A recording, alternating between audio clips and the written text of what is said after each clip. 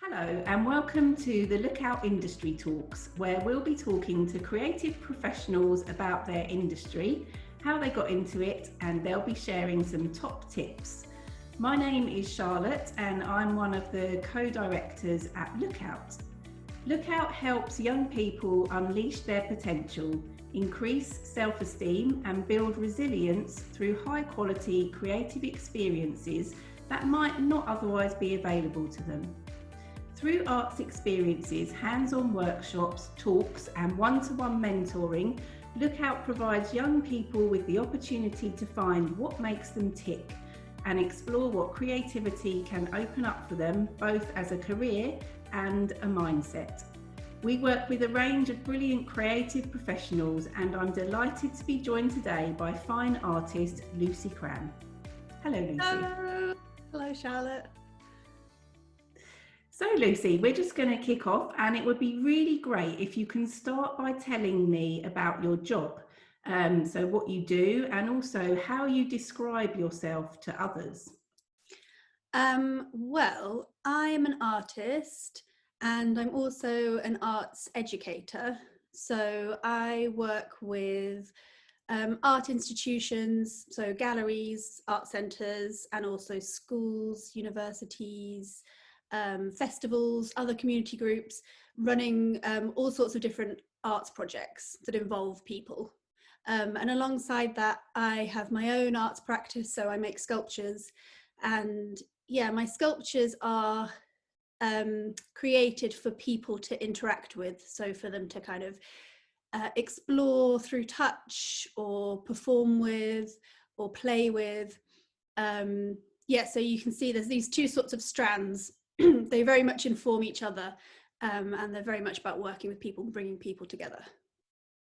Great. So when you kind of speak to people and say, "Hi, I'm Lucy," do you describe yourself as a sculptor, as an or is it absolutely fine to have, yes, I am a sculptor, yes, I'm an fine artist, or do you don't need to put yourself into one box because you have different strands? Yeah, well, I think I usually use artist as a bit of a catch-all. And then, yeah, I might describe the work that I do with Leap Then Look. So I also co-run an organisation called Leap Then Look, which is through which we run lots of participatory arts projects. Yeah, so probably shorthand is artist. To that. And how did you end up doing what you do? So what influenced you in your childhood, or was there anything as a young person that impacted upon your choices and you thought, this is it, this is what I'm going to be doing? Yeah, well, I think it's not been a very straightforward route, but as a child, I really loved dance and I love music. So I was sort of interested in performance to a degree. And then also as a child, when I used to stay at my grandparents, they used to give us a box of like the recycling, essentially. This is like pre-recycling. So I guess it was just rubbish then. But like all the empty boxes and toilet roll tubes and all these kind of things. And they used to keep that for us and put it in the garage, me and my sister. And then we used to just spend hours connecting everything together. And I absolutely loved that. I love that more than drawing and painting. So, I think that was a precursor to becoming making sculptures. But then at secondary school, it was a bit shakier for me, and I didn't really enjoy art at secondary school. And I think that, and I didn't do very well at art at secondary school either. And I think that art, it can be quite limited depending on what you're interested in. And then at my school, there wasn't any sort of performing arts GCSE or anything like that. So I sort of missed that. Yeah, so I left school at 16 and sort of did all sorts of different bits and bobs and failed at a few things for a while. And then I went to college and then university. So I think and then, from there I studied theatre initially. So I ended up moving to a different city when I was 19. And then I think I did start to wish I had gone to university or was interested in going to university around that time, but I couldn't afford to. do an access course because I would have needed the money to do that, and I had to work to pay my rent and stuff. But what I did do was I did a couple of evening courses. So, and one of those was I did a GCSE drama. And I think I sort of chose that. Yeah, I had been interested, but also I wanted to make friends, and it seemed like maybe that was a good place to make some friends because I was new to Brighton. It was Brighton, actually. Right, okay. So, and actually the drama GCSE was probably at the Met, which is interesting. So yeah, and then from there, I just spotted an ad for an access course that was in North Wales, and you got a little grant if you got onto that. It's not there anymore, sadly, but I went there at 20 and did this year course in performing arts, and from there I went to university. So yeah. Right, so it was quite different. So it was more kind of a performing arts journey that you were sort of taking. But how did you make that decision to go to university? And was there anyone who helped you to decide that uni was the right path for you? Or likewise, or the course, the subject, what was sort of the influence around the university path? Yeah. Well, I think, I did go to a school where most other people were going to university. So it was sort of on the horizon from my school. And so, yeah, it was always there as an option. And my sister had gone to university. Okay. So, yeah, I just had this sort of shaky bit where I didn't really know what I wanted to do. And I think probably because there wasn't anything I could be that good at school at that time. And I just wasn't really sure what I was particularly interested in. So yeah, but then a few years later, I did want to go. I did sort of start to be interested, and I sort of matured maybe a little bit, and I was much more up for doing the work and putting in the time. So when I then went to this college in Wales, then I was working really hard there, and then I was really focused on using that to go to university, where some people just wanted to do that course and get a job from there. Yeah, so then, I mean, I've been to university quite a lot since then. So I did do my BA in theatre, and then I did later on an MA in, it was sort of time-based arts. So it was people that were making performance or video who kind of came, and then we were, the place where I did my MA, Dartington, all the courses were in together. So it was really sort of interdisciplinary. And so that's when I began to sort of focus a bit more on what was in the space when I was doing performances. And so from there, it sort of transitioned into making sculptures. And then since then, I've done a fine art research master's, and yeah, I'm hoping to join the PhD next year as well. Amazing. So it all kind of developed and stemmed from being at the different universities and trying different things there. Was there any, I think you said you went to Wales, was there anything that made you choose that particular university, or was it because of the location or the subjects on offer, or someone recommended it? Well, Wales was just a 1-year sort of access course. Okay. And I went there just because it was residential and you got a small grant. So I could afford it. It was, it was very limiting at that time. I think if you didn't go off to university, I mean, it's all different now, of course, but at that time, the fees were quite low for university. And then I sort of would have had my loan, and I would have been sort of able to manage like that. But because I didn't do that at that time, then I was sort of stuck a little bit in this like working, supporting myself, couldn't really afford education as well. So this was just really lucky. And there are not maybe as many places that offer that these days, unfortunately. Yeah, so that was sort of, it happened to be Wales. It was very beautiful. But then when I went to university, that was more of a definite decision. I chose to go to London. I chose to go to Goldsmiths.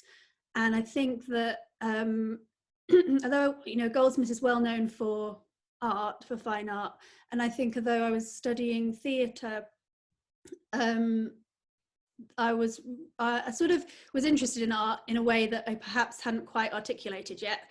So I was really excited about being somewhere where there were art students and there were artists. And also the course there, you know, it's very experimental. There weren't many people on the course who wanted to be actors. We weren't really performing plays. We were making our own work. So, you know, we were kind of developing our own work, and we were also studying a lot of other things, critical theory, world cinema. So it was a really good course. Yeah, and then I went on from there I worked in a sort of collaborative performance company for several years after that, working in theatres and galleries. And that's sort of when I discovered contemporary art properly and started to move a little bit more towards that. Wow, amazing.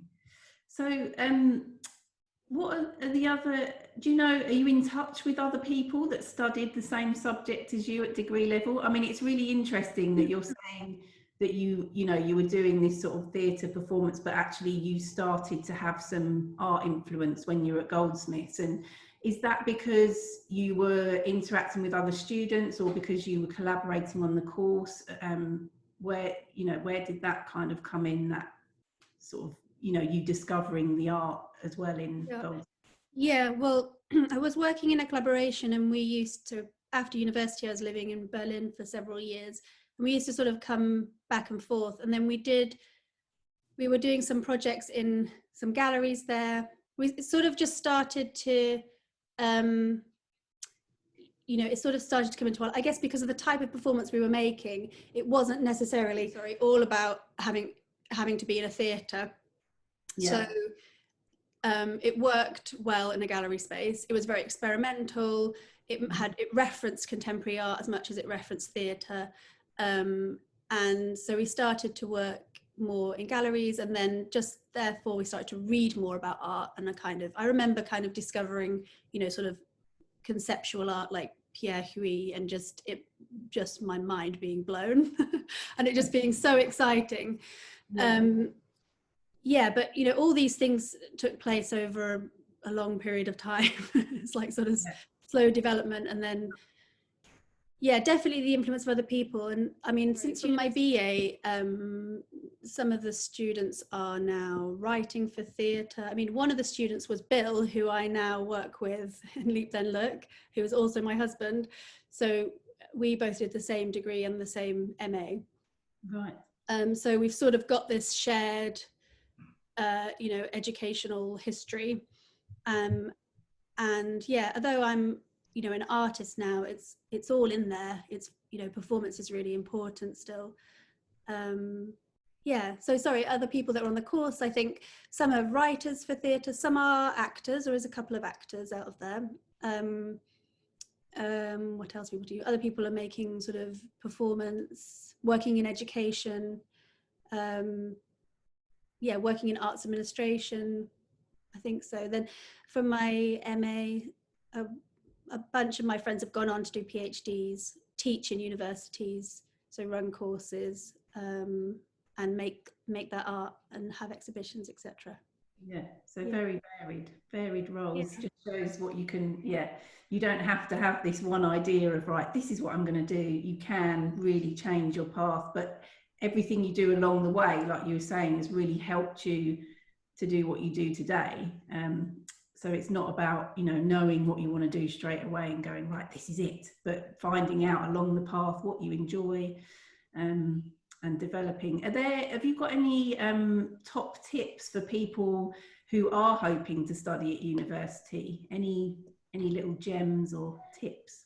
I think it's like good to, you know, research what courses are out there.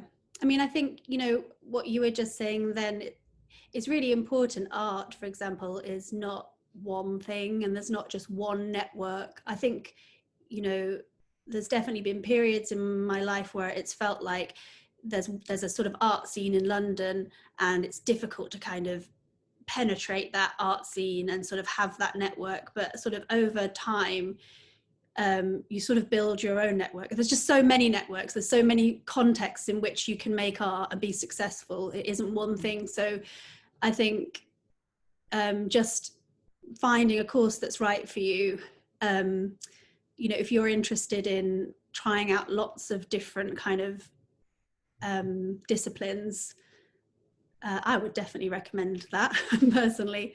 Then, you know, there's some great courses out there where you can really just come in with your starting point and really experiment. Yeah, and of course, you know, documenting work and having a good portfolio is important.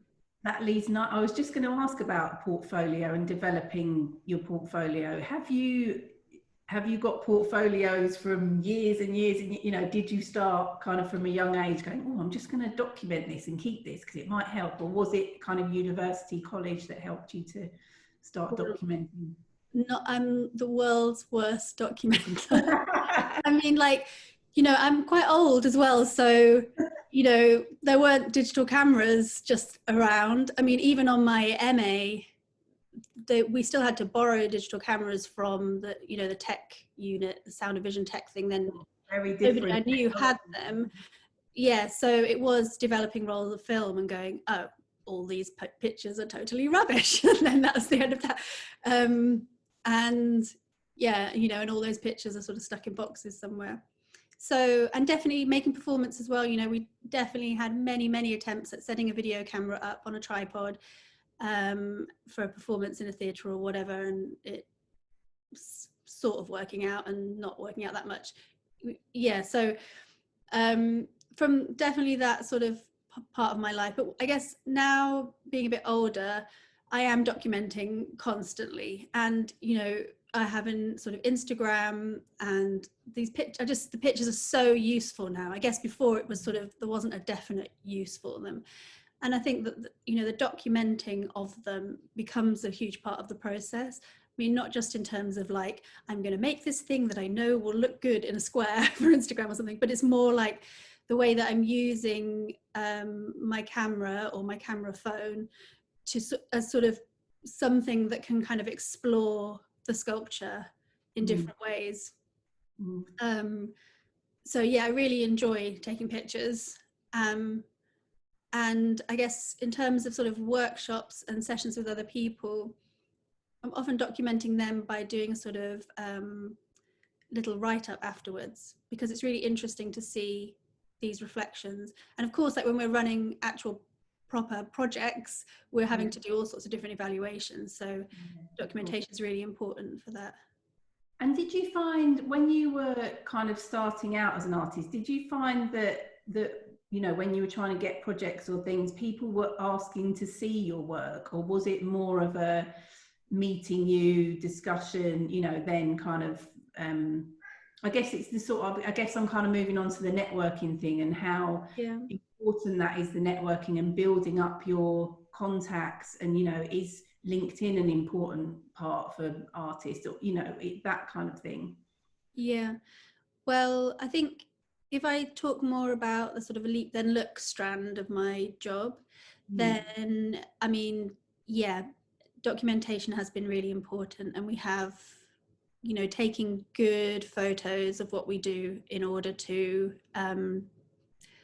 you know, have some evidence when you're talking to other institutions or applying for funding or whatever it is. That's been really important. In a sort of practically, but also, you know, in terms of how you're sort of reflecting on your own practice and developing your own practice, that stuff's been really important. Well, I have found Instagram really useful, and like via Instagram I've sort of been able to meet other people who are doing, you know, working in a similar way, which has been really fruitful to kind of build that network up.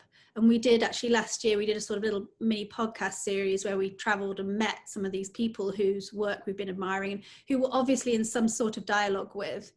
And yeah, to try and begin that discussion and, you know, enhance our field of work through that sort of dialogue. But yeah, in general, I've found Instagram really good. There's been different projects that have just come out of some person that's been in touch via Instagram. So last year, or this year actually, we ran a project with an educator in Spain, and she just kind of, something that we'd done at home during lockdown, she tried it and sent us a picture of it. So it just sort of started like that. And it's, yeah, so I would definitely recommend. I think, you know, when we've run different projects using Instagram in schools and universities and stuff, I think it's interesting to think about Instagram as a creative tool. So not just something where you're scrolling and you're sort of consuming the content, but it's something that you can use sort of actively to make stuff, to engage people, and yeah, to build that network, to find other people like you and to not feel in competition with them, but to bring them in. Work together. Feel like you're finding more people, like the more people you find like you, the more you're able to define specifically what it is you're interested in and sort of develop your work.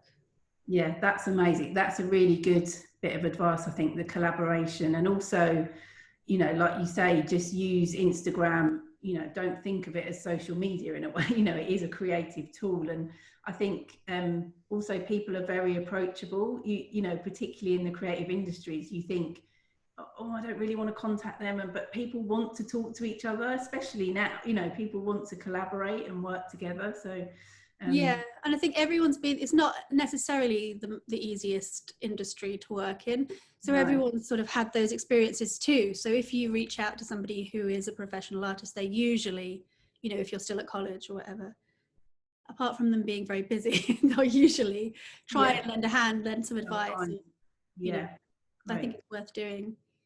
So we've talked quite a lot about going to university, but obviously there's, you know, some people might not want to take that university route. Have you got any kind of top tips or sort of words of wisdom for, you know, working in the industry for people who don't necessarily want to go to uni? You know, is it, you know, can you make a career without going to uni? Can, you know, what are your sort of words of advice on that? Yeah, I mean, I'm sure you can make a career without going to university. I think the thing that university really gives you is, well, you have access to so much in terms of, you know, the whole sort of field of work that is out there. So I would advise that you find other ways to access that. So again, maybe trying to key into these different networks, buying books that people recommend that, you know, you're interested in, and sort of trying to find that, and going to exhibitions and keeping sort of on top of that. Also, I guess because of what's happened this year with the pandemic, a lot of more work has gone online. So there's certain sort of collections and things that might be easier to access without having to actually travel. Yeah, and then the other thing is that it brings you the people. So any other ways that you can kind of just get out there and meet people and build those networks. And I guess, you know, there, of course, volunteering opportunities like volunteering in galleries and stuff, but that might not be an option for everybody, because that obviously relies on you having some sort of free rent situation. So if that isn't your situation, then perhaps there's some other way of starting to run art workshops, you know, after school art workshops, or it depends sort of where exactly you want to be. But in developing that education work, you could start small and start locally, and you'll start over time beginning to meet those people in your area, and hopefully it will kind of span out from there. Together. So you're talking about kind of work and volunteering, and so Lucy, you're a freelancer. So can you just tell us a bit about how you earn a living from what you do and who pays you, and also just a bit about what a freelancer is and what that means? Yeah, so I am a freelancer, and it really means that I have lots and lots of different jobs. So it doesn't always feel like it's one job. Every job can be, they can be quite different. So those jobs come to me in different ways. Sometimes I might apply for something that I see, or I apply for funding, and that's quite a big job. To do an Arts Council application, for example, where you would sort of plan out a project or a few projects quite carefully, and then you get the money, and then you can run those projects.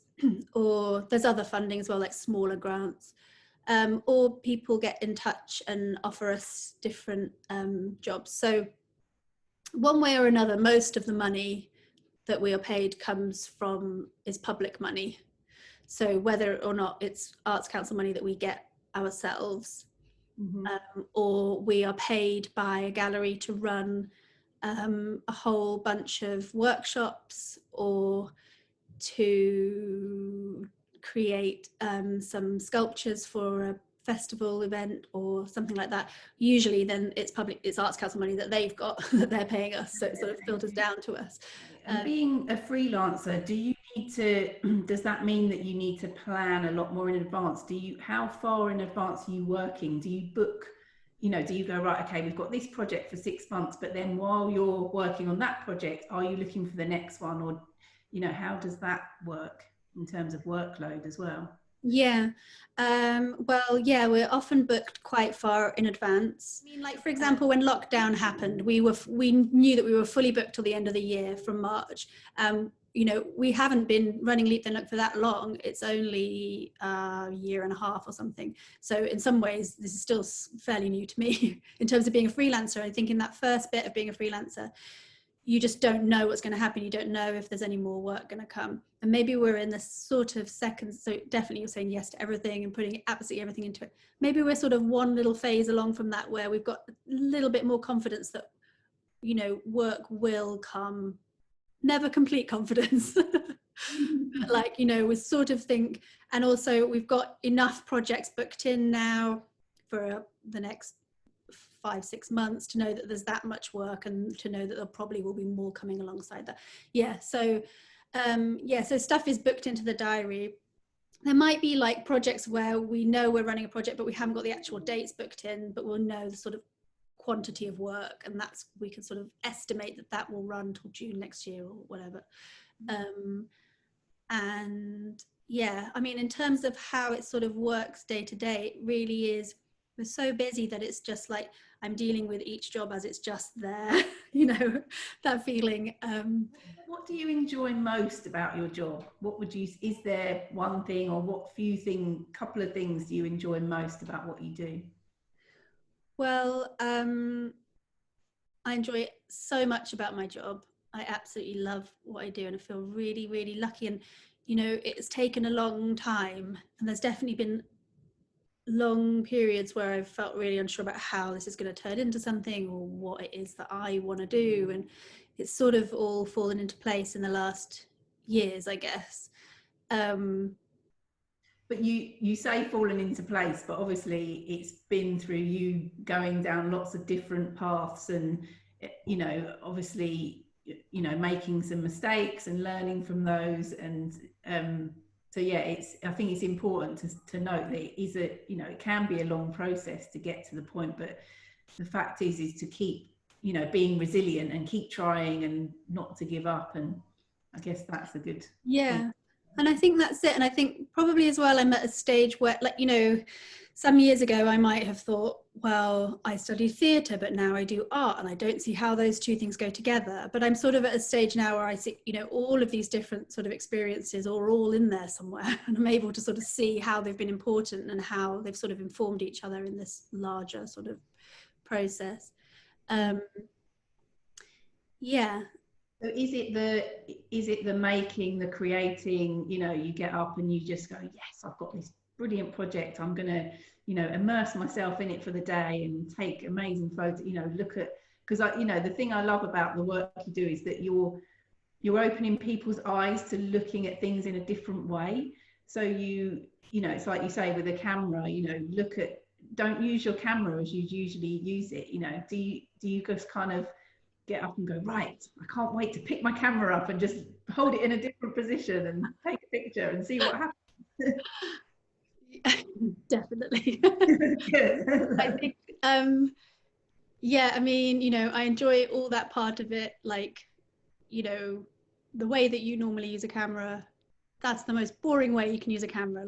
And just sort of thinking apart absolutely every other way that you could use a camera and how you could create images. But I guess that's the sort of larger project as well. It's like being able to design my own projects and my own work, and that that's a very creative set of skills as well, thinking about sort of the outline of a project, how it will work, how you can bring different people in. I really enjoy that. And then obviously I really enjoy working with all the different people.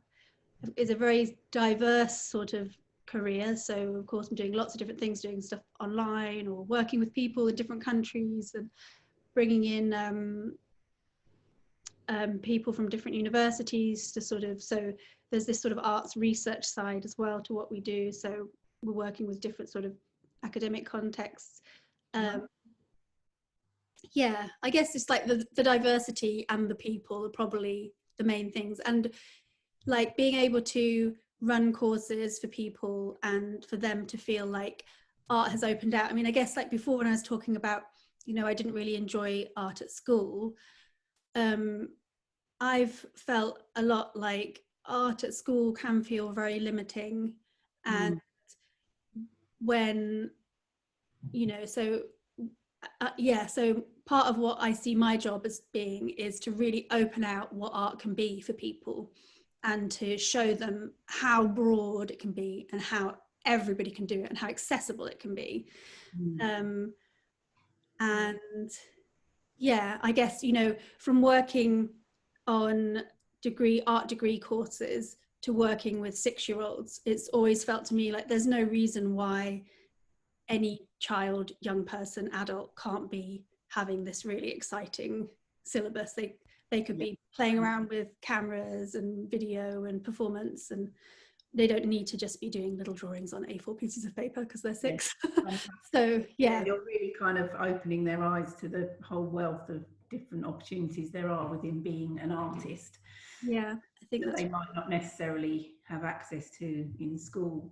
What do you think are the most important traits for people to have if they're going to be a successful fine artist, say in the 21st century?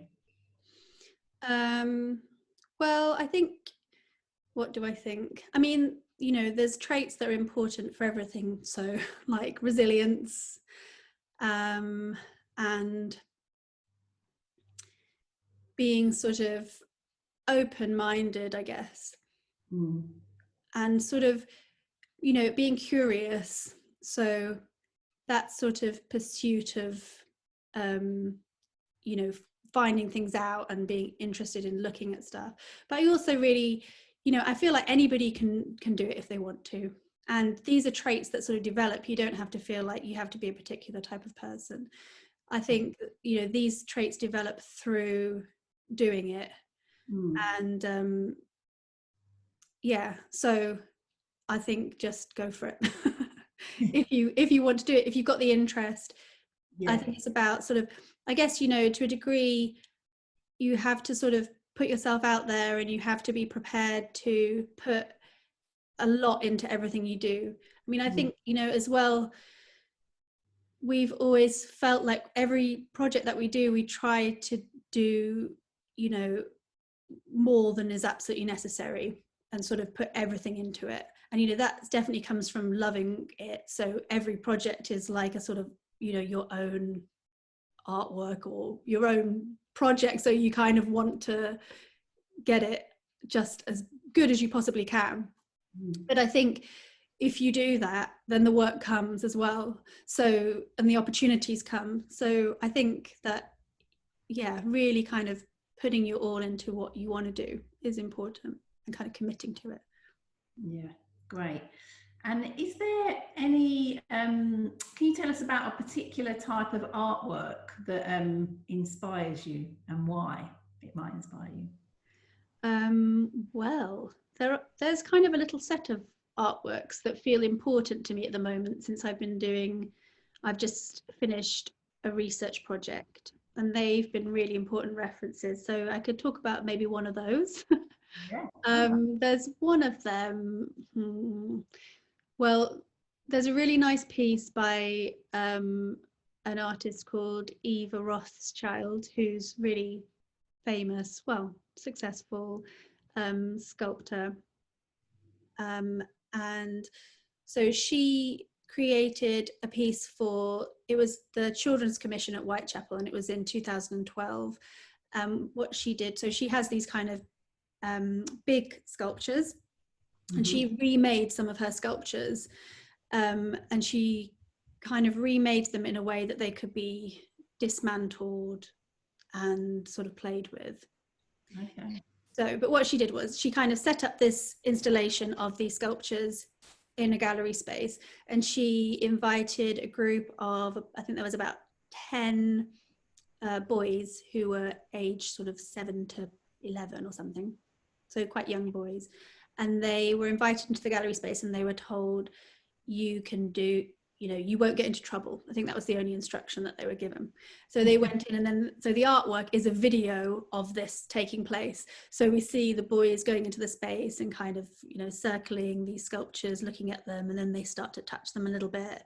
And then they sort of see that when they touch them, they like bend, and they're quite, you know, they're quite interesting. And then, you know, they begin to dismantle them, and they do all sorts of things with the parts of the sculptures, like play football, they use them as weapons, they like, so they take them all apart, but then they eventually start to build new things. And it's just a really interesting piece. Brings a lot up about creativity and also the sort of taboos of destruction and you know, those sorts of behaviors of play. Exactly. And I was just, and also about going into a gallery and what you are supposed, you know, it's all very, you know, my kind of image is walking in and sort of, you know, shuffling around and not making sure you don't touch anything. So I absolutely love that concept of breaking down those barriers and going, well, this, you know, you can touch this, and look, you can recreate something. And that's really, really interesting. Yeah, exactly. Is that sort of, when you're doing sculpture work, is that sort of an influence as well, that you want it, you know, you want it to be something that people can play with, and you know, not necessarily a finished piece, but it can always become something else? Is that part of your ethos? Yeah, definitely. So I sort of, you know, often talk about the sculptures that I make as, you know, they sort of exist within a state of making. They're never finished because their purpose is to be interacted with and played with for other people. I'm definitely interested in that sort of, you know, challenging those gallery conformities and behaviors.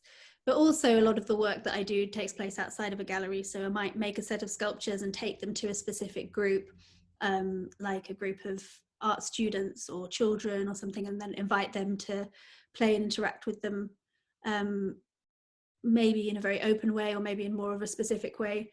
And I ran, for example, I made a bunch of sculptures quite recently and mailed them out to people across the country, and then we met on Zoom and we had a kind of session all together. So it was sort of, you know, the interactions are a bunch of things, but yeah, there's this sort of physical interaction with objects has been the sort of center of what I'm interested in. Yeah, brilliant. I mean, thank you, Lucy. It's been enlightening, and I just think the way that you know, have kind of given a really openness about how many different things you can do with art, and also the, you know, the journey that you've taken has been brilliant. So is there any way that people can find out more about you or Leap Then Look? Do you have some? Yeah, well, Leap Then Look, we have a website and we're on Instagram, so you could find out. Yeah, I also have my own Instagram, and my website is under construction, so I don't have that just now, but you can definitely find out more about Leap Then Look. So we're leapthenlook.org.uk, and that should also take you to our Instagram if you're interested. And if you're on, make contact, get in touch. You know, we'll always want to meet new people that are interested in art. So yeah. Brilliant. Thank you so much for your time, Lucy. Thank you. Brilliant. Take care. Bye.